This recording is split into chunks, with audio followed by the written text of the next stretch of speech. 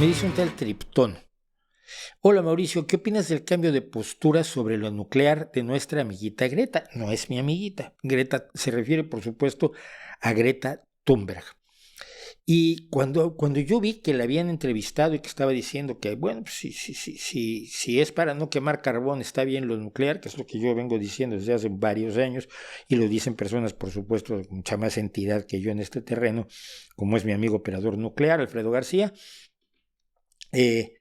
Pero cuando salió en los medios de comunicación alguien me dijo, oye, ¿ya viste esto? Y yo dije, está sacando un nuevo libro. Digo, ¿qué? Digo, sí, o sea, cuando ella sale y se deja entrevistar y surge de entre la oscuridad, es porque va a sacar un nuevo libro.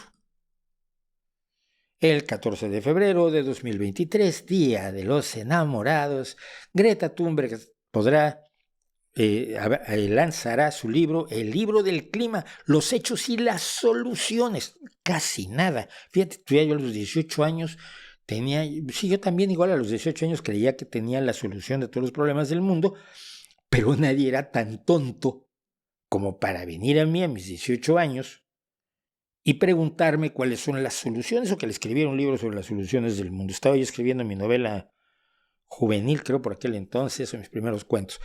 El caso es que ella dice que va a cambiar el mundo y ella va a dar la solución, porque a los 18 años ya lo tiene todo controlado, y pues podrás conseguirlo por la friolera de $15.99 en electrónico, $25.99 en tapa dura a partir del 14 de febrero del 2023. Entonces, pues, Greta Thunberg tenía el libro y por eso ha reaparecido.